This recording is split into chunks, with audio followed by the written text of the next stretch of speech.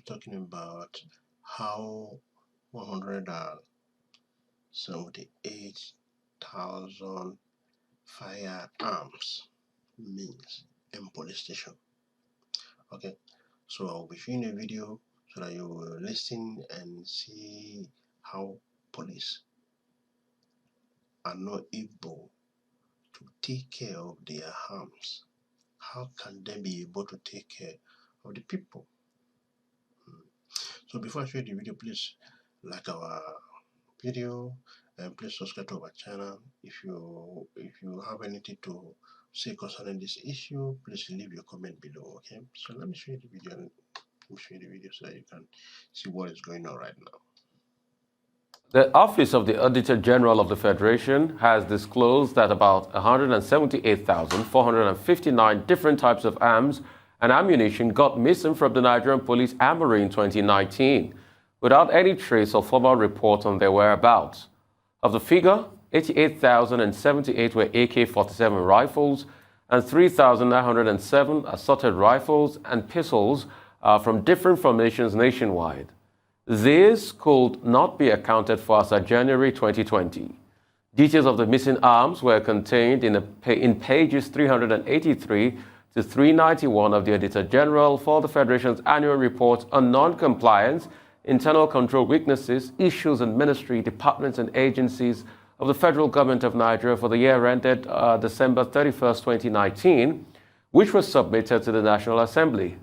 The report seen by this day of the weekend was dated September 15, 2021, signed by the Auditor General for the Federation Adolfo Sahagu, and addressed to the Clerk of the National Assembly.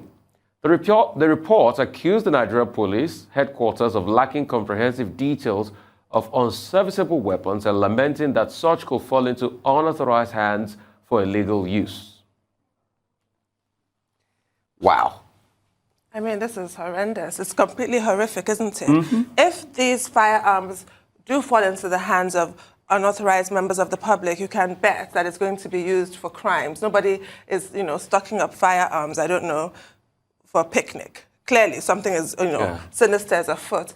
And this confirms what we've been told. You'll recall there was a time when a naval officer, I believe it was giving a presentation in the House of Representatives, and said that in Chad, she was talking about how our neighboring countries are poor and don't have armories. And you can have a Chadian soldier, when he's broke, he's kept his arms under his bed. He can have 20, 30, and he'll sell them on the black market for maybe $20. But what she said was denied by the Navy. But it's obviously stayed in my mind because it's actually quite scary. Here in Nigeria, we do have armories. And you still have this kind of report. You still have failures to duly fill registers, failures to duly pass on information. There must be some kind of a chain of command, and it's clearly not being followed. And then you now remember the jailbreaks that we've had across the country. It's never just a case of prisoners being released. It's always the armory also being sacked. Where are all those weapons? So maybe that's part of what the Auditor General has discovered at this point. But obviously, all I'm going to say is the same thing that we always say. Investigations should be conducted. The arms should be recovered. If they have to be destroyed, destroyed. Because this is actually extremely worrying. Then on the back of all of that, you have last week's story with the governor of Katsina State saying everybody should arm themselves. Maybe this is some of what informs what he said. Outrageous as it is, this kind of story really does give one pause. It's scary. Well, first thing, let us commend the Office of the Auditor General of the Federation. That is an office that for some years was ineffective. But under the Buhari administration, we've seen some activity in the last 2 years particularly. We had a report before now of what happened in 2018. Now we have the report of what happened in 2019, 2020, because the report was updated up to January 2020. So it looks like the Auditor General's office is beginning to work, is beginning to function. And in the last report that office issued, there were revelations about how ministries, departments, and agencies of government could not account for vehicles. And those departments, ministries, and agencies of government were properly identified. What happened to that report? That report was submitted to the National Assembly and to government.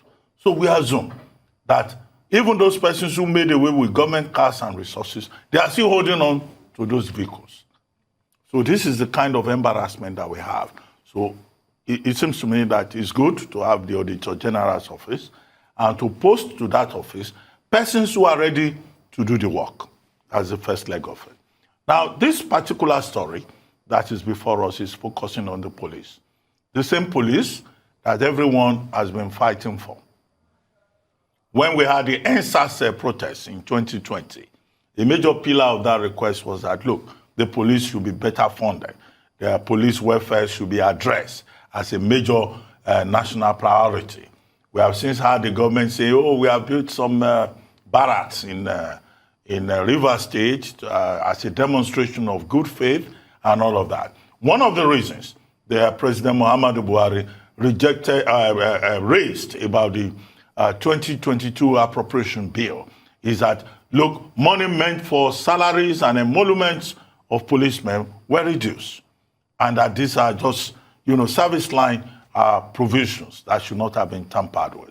In other words, you see from the president's side some commitment to police reform and to make sure that policemen, get their entitlements under the basic provisions. And now we wake up this morning to be told by the Auditor General that, one, within the same Nigerian police that some people are fighting for, that they are saying should be upgraded, should be reformed, that there's nothing like strong internal control system, that financial regulations are not respected. And three, what the Auditor General's office is saying in this latest report is also that the police, as an institution created by law, is an institution of organized corruption.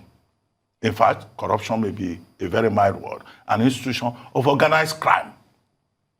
And this should be an embarrassment for everyone, who wears the police uniform, or even for the Inspector General of Police himself. And to hear that arms and ammunition in hundreds of thousands cannot be accounted for, that is scandalous. Where are those arms and ammunition? We have read stories in this country about how armed robbers, all kinds of radical elements, where they have been arrested with rifles bearing AK-47, bearing police number. We have seen persons wearing military uniform, wearing police uniform, engaging in illegal action on the streets of Nigeria, erecting illegal checkpoints. So it is very clear that there is a cell within the Nigerian police that is feeding that criminal extension. And I think it's the biggest embarrassment. The whole world must be scandalized, laughing at us, that Nigeria runs a police system that is full of criminals, that has a direct link with the underground system. And I think that this is something that should be investigated further. If we have this amount of 178,000 firearms missing from police armory, so any doubt about where those arms and ammunition bearing police imprints are coming from. Now, what we hear is that if you're a policeman or you're a soldier and they give you a rifle and they give you a certain amount of bullets, you must account for the rifle. You must account for the ammunition. So how do we have a system where nobody accounts for anything? And rifles can disappear, bullets can disappear. Some of those bullets, unfortunately, are probably bullets that have been used for extrajudicial killing, which is a major, problem with the Nigerian police. And then the issue about corruption. Contracts that have been awarded by the leadership of the Nigerian police that have not been accounted for.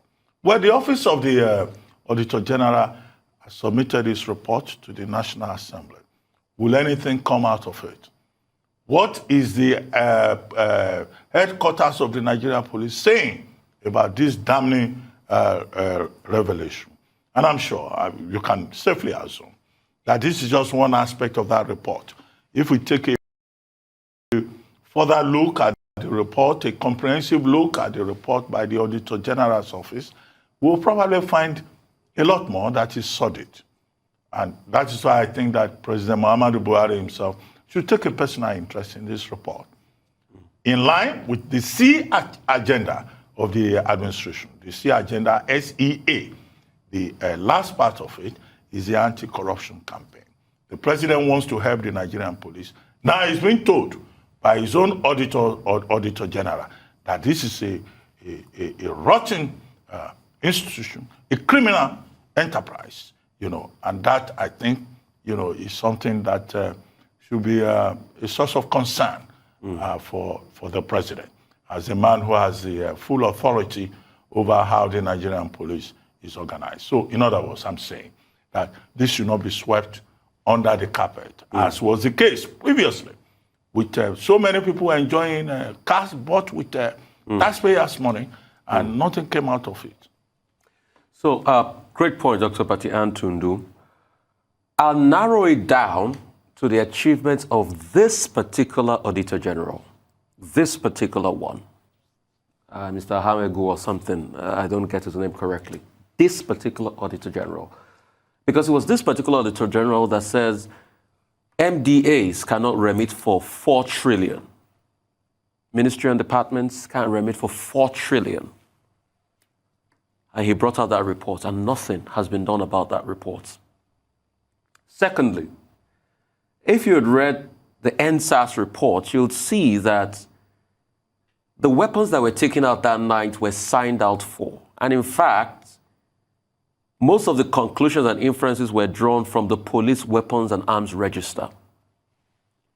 So it is obvious that the police have a mechanism where they sign out for every rifle taken out. If that's the case, how come we cannot account for 178,000 rifles and pistols?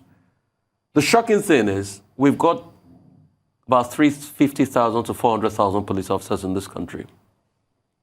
So what this report is saying is that about half of the rifle stock given to police officers cannot be accounted for.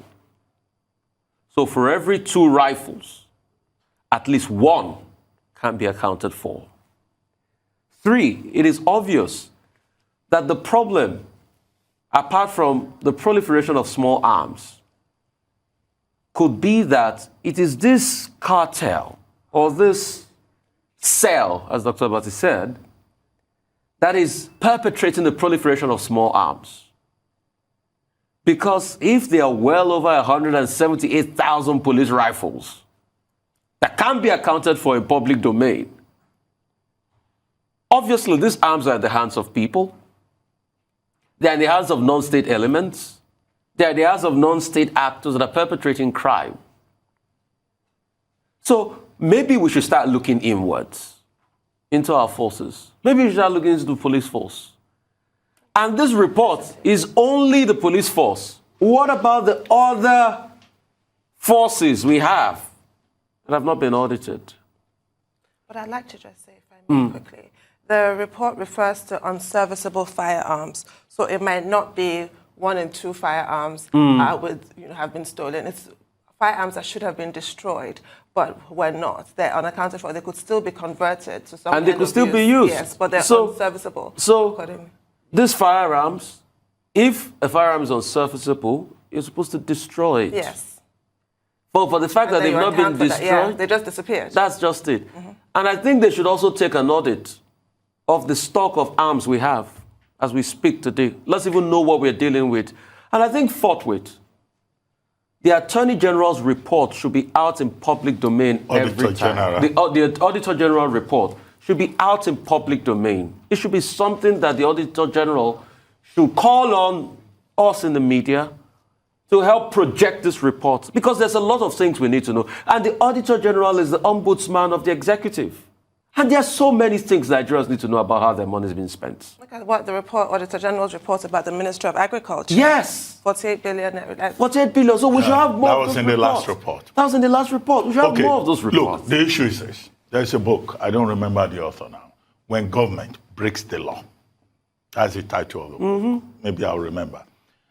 What we have in Nigeria is a situation whereby government breaks the law routinely. So if government is consistently breaking the law, how do you expect the people themselves to respect the rule of law? So we are faced here with not just a moral turpitude, but also a legal conundrum. If you have the police, being accused directly of not being accountable, of not being able to protect his own property. It's shocking. Because if you are talking about rifles, you are talking about bullets, those are raw materials. It's like somebody telling me I can't protect my pen. The pen. It's on me, 24 hours, okay? And then, what kind of police then do we have? So this is the dilemma. If the government cannot protect you, and then you find Nigerians resorting to self-help. And so that's why this audit should even go beyond a report.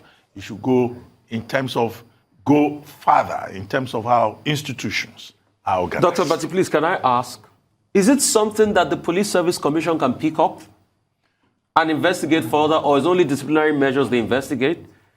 Well, the Police Service Commission is into discipline also. Just discipline. Disciplinary, oversight, promotions and appointments. So is it only that? Yeah, well, this is a matter of discipline. Yeah, so if policemen I think the Police Service Commission should be asking questions here. And there's another dimension that you raised, how we'll look ridiculous as a country. Just when in recent years, I believe in the last 3-4 years, Interpol has increased the information that's shared with the Nigerian authorities, Nigerian police. They'll read a report like this and then what? And intelligence sharing is crucial at a time like this. We've always talked about the role of intelligence in fighting, the crimes, and we haven't got a clue apparently in Nigeria. So we need help internationally. Will Interpol react to this kind of report? Because something has to be done. Because my fear, Dr. Bati Antundu, is this. The Auditor General is doing a good job. Permit me to say, a yeoman's job by putting out all these reports. But we are not acting on it. No. Till today, the report about 4 trillion that can't be accounted for by the MDAs, nothing has been done. That report has been forgotten. You talked about the Greek report. Nothing has been done. We're talking about this today now. Will anything be done? Will anything be done? We also, our ICPC followed some lawmakers as regards constituency projects. So thank you for watching the video. Please remember to give a thumbs up and subscribe to our channel. I'll see you some other time. Bye-bye.